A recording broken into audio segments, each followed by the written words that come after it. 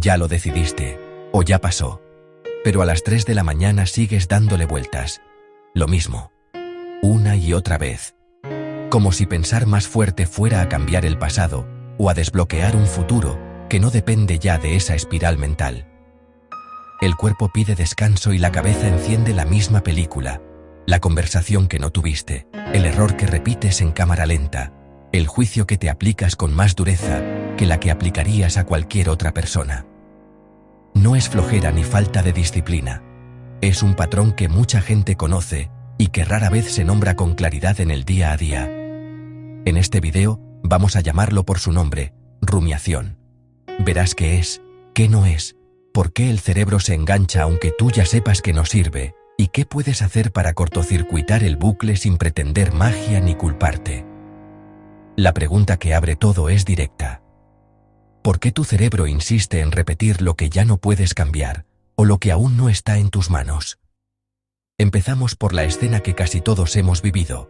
La noche larga, el mismo guión, la sensación de estar trabajando en un problema cuando en realidad solo lo estás alimentando. Si alguna vez te sentiste raro por no poder apagar el pensamiento, quédate, no estás roto, estás atrapado en un mecanismo que se puede entender, y entenderlo ya es un primer tipo de distancia, aunque sea pequeña. También verás por qué la rumiación se parece a resolver, pero no resuelve, es repetición con disfraz de análisis. Eso importa, porque mucha gente se castiga pensando que si fuera más inteligente, ya habría salido del bucle. La inteligencia no es el freno aquí. El freno es confundir movimiento mental con avance real. Vamos a separar esas dos cosas desde el primer minuto. Definamos con precisión. La rumiación es pensamiento repetitivo sobre el mismo tema, casi siempre anclado en el pasado o en un futuro amenazante, y vuelve una y otra vez sin entregar un plan nuevo. No es la misma cosa que reflexionar con utilidad. Reflexionar puede cerrar un paso, proponer una acción, ajustar una estrategia o aceptar un límite con datos. La rumiación, en cambio, suele sonar a análisis, pero en la práctica no avanza. No decide, no actúa, no negocia con la realidad, recalienta la misma herida. Por eso puede convivir con ansiedad y con bajo estado de ánimo. Mantiene el sistema en alerta sin ofrecer un cierre. No estoy diciendo que todo pensamiento repetido sea patología, a veces repetir es memorizar o ensayar. Pero cuando el ensayo no tiene fecha, ni escena, ni salida, y solo aumenta la tensión, estamos más cerca de la rumiación que de la resolución. La tesis central del esquema es clara. La rumiación es un intento del cerebro de resolver o controlar lo que le inquieta, pero mantiene el foco en el problema sin llevar a la acción. Reconocer el patrón es el primer paso para salir. Ese reconocimiento no es un eslogan. Es distinguir en vivo entre pensar para moverte y pensar para quedarte atrapado. Cuando nombras el patrón, reduces un poco la verdad absoluta que el bucle te vende. La idea de que si lo piensas una vez más, por fin descubrirás la clave. Muchas veces la clave no está en más vueltas.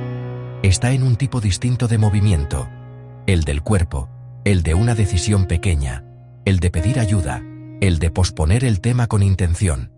Entender la diferencia entre rumiación y reflexión útil te devuelve criterio cuando la cabeza te grita que estás resolviendo, aunque el día siguiente sigas igual. ¿Por qué el cerebro hace esto si tan mal te sienta? Porque en el corto plazo cumple funciones que parecen razonables. Primero, la ilusión de control. Si sigues pensando, sientes que haces algo frente a la incertidumbre. El miedo odia el vacío. El pensamiento repetitivo llena el vacío con ruido que se disfraza de trabajo mental. Segundo, a veces la rumiación evita emociones más incómodas que el propio bucle. El duelo, la vergüenza, la impotencia. Pensar puede ser una distracción de sentir, aunque al final pagues con agotamiento. Tercero, entra en juego el sesgo de negatividad. Lo que duele se queda más tiempo en la vitrina del recuerdo, lo neutro se borra más rápido. Resultado, tu mente selecciona automáticamente los episodios que confirman la amenaza, y el bucle se alimenta de confirmaciones emocionales, no solo de datos. No es que quieras torturarte, es que el sistema de supervivencia prioriza señales de peligro. En la sabana eso salvaba vidas. En una discusión ya cerrada, o en un error ya ocurrido, te deja encadenado a una alarma que ya no corresponde. Por eso la rumiación puede sentirse tan urgente. El cerebro la trata como si todavía hubiera un depredador cerca. Nombrar estos tres motores, control imaginario, evitación emocional, sesgo negativo, no te quita la responsabilidad humana de tus decisiones, pero sí te quita la historia de que eres simplemente débil. No eres débil, estás usando una herramienta antigua para un problema moderno. El mapa del esquema es honesto. Entender por qué ocurre reduce la vergüenza y abre espacio para estrategias que no dependen de pelear contra el pensamiento con más pensamiento. También ayuda a notar qué emoción evitas cuando sube el bucle. Nombrar el miedo a veces baja el volumen más que otra vuelta mental. Si repites el mismo guión con distintas palabras, no buscas información nueva, buscas alivio. Y el alivio real suele llegar por otro canal, que no es el pensamiento repetido. Aquí viene la parte incómoda. El bucle se alimenta de sí mismo. Cuanto más rumias, más entrenas al cerebro para volver al mismo tema. Cada repetición refuerza conexiones y le dice al sistema que ese asunto es prioritario, aunque ya no lo sea en la vida real. El tema se vuelve central no porque el mundo lo exija hoy, sino porque tú lo has practicado mentalmente 1000 veces. Es como un camino en el barro. Cuanto más pasas, más fácil volver a pasar. Además, aparece un círculo vicioso clásico. Duermes mal, tienes menos recursos cognitivos para regular emociones, y la rumiación sube. Más rumiación empeora el sueño, y al día siguiente todo cuesta más. No es un juicio moral sobre tu higiene del sueño, es una relación bidireccional que explica por qué a veces el problema no es solo el contenido del pensamiento, sino el estado del cuerpo. Cuando entiendes el refuerzo, dejas de pedirte solo fuerza de voluntad abstracta y empiezas a ver interrupciones prácticas, proteger el descanso como estrategia antibucle, no como lujo estético. También entiendes por qué decir de golpe, no pienses en eso suele fallar. Estás peleando contra una costumbre neuronal, no contra una sola idea suelta. La buena noticia es que lo que se entrena en un sentido, también puede entrenarse en otro, con repetición distinta. Menos vueltas, más anclaje, más acción pequeña, más compasión.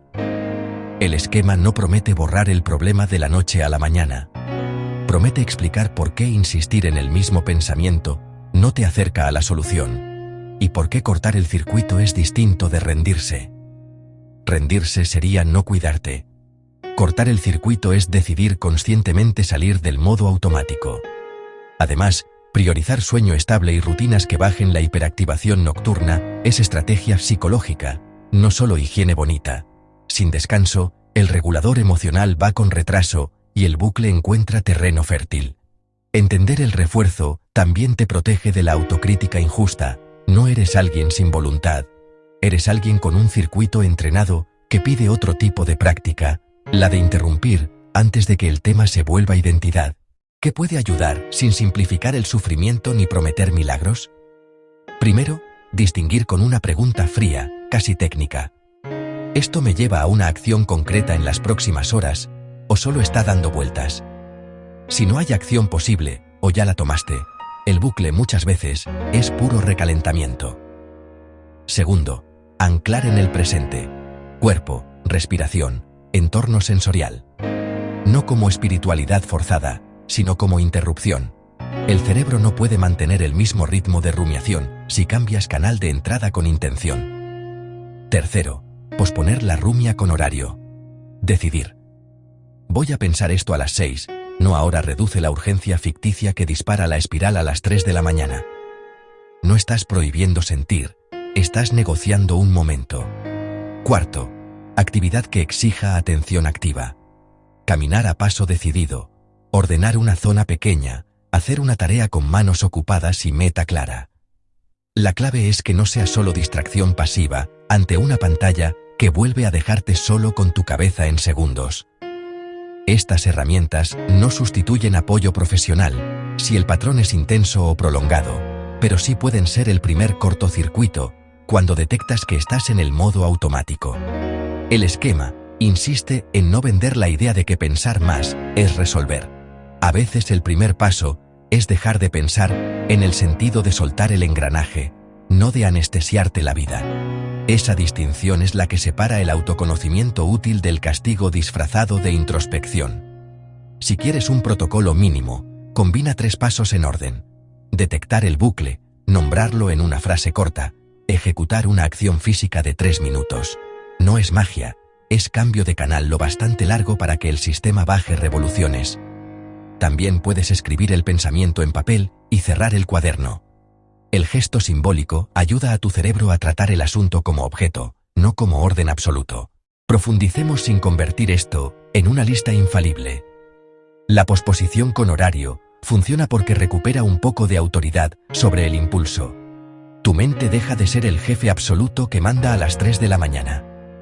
El anclaje sensorial funciona porque el trastorno no es solo conceptual, tiene componente fisiológico. Irregular respiración y tensión cambia el paisaje emocional lo justo para que puedas elegir otra cosa. La actividad con atención activa funciona porque introduce feedback del mundo real. Objetos que se mueven, pasos que se cuentan, una tarea que termina y te devuelve una pequeña señal de cierre. Si combinas estas piezas con límites básicos, menos cafeína tarde si te disparas, menos pantalla en la cama si te hipnotiza, no estás haciendo una vida perfecta, estás reduciendo factores que alimentan el bucle. Y aquí va una parte importante del esquema. Si la rumiación es persistente, si te impide funcionar, si viene acompañada de síntomas que no puedes manejar solo, considerar apoyo profesional no es rendirse, es usar un mapa más grande. Un terapeuta puede ayudarte a trabajar creencias, duelos, patrones relacionales y regulación emocional con métodos que un video no puede personalizar. Este canal puede nombrar el fenómeno y ofrecer primeros pasos, no puede sustituir una evaluación individual. Lo que sí puede hacer es quitarte la idea de que pedir ayuda confirma que estás roto. Lo que confirma es que te importa tu vida lo suficiente como para buscar herramientas adecuadas al tamaño del problema. La normalización del esquema no es minimizar, es evitar que la vergüenza sea la segunda cárcel. Si buscas criterios para pedir ayuda, piensa en frecuencia, intensidad y funcionamiento. Si el bucle aparece casi todos los días, si te impide dormir o trabajar, o si la angustia no cede con las estrategias básicas, un profesional puede ayudarte con técnicas más específicas y con un espacio donde el problema no compita con el juicio social. Recuerda que pedir ayuda no te convierte en caso extremo. Te convierte en persona que mide el tamaño del incendio y llama a bomberos a tiempo. Cierre. Pensar más no es resolver. A veces dejar de pensar, en el sentido de soltar el engranaje compulsivo, es el primer paso para recuperar criterio, descanso y espacio para actuar cuando sí toca. La próxima vez que notes que das vueltas a lo mismo, pregúntate: ¿esto me lleva a hacer algo? ¿O solo a seguir pensando? Si la respuesta honesta es solo seguir pensando, ya tienes una brújula. No necesitas ganar el debate interno, necesitas interrumpir el modo. Eso puede ser respirar con intención, moverte, posponer la rumia con horario o pedir ayuda si el patrón pesa más que un mal día. Gracias por ver hasta el final. Nos vemos en el siguiente. Llévate la frase del esquema como recordatorio. La rumiación promete control y entrega más del mismo problema. Salir no es ignorar tu vida, es dejar de confundir movimiento mental con avance.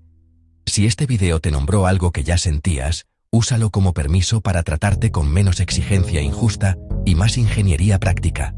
Menos espiral. Más decisiones pequeñas. Más cuidado del cuerpo que sostiene la cabeza. Y si necesitas acompañamiento profesional, que sea por precisión, no por vergüenza. Elegir ayuda es elegir futuro. Repite el experimento una semana. Cada vez que detectes el bucle, nómbralo en voz baja, como quien dice llueve, y elige una sola interrupción pequeña. No busques perfección, busca menos repetición. Con el tiempo, el mapa deja de ser teoría y se vuelve hábito, no porque seas otra persona, sino porque entrenas otro circuito. Eso es lo más parecido a libertad que puedes construir a las 3 de la mañana. Si al terminar el video te queda una mezcla de alivio y rabia, es normal. Alivio por entender el patrón, rabia por los años peleando solo con la mente como si fuera el único campo de batalla. Lleva contigo la idea de que cortar la rumiación no es volverte superficial. Es volverte más eficaz para vivir, porque recuperas ancho de banda para lo que sí depende de ti hoy.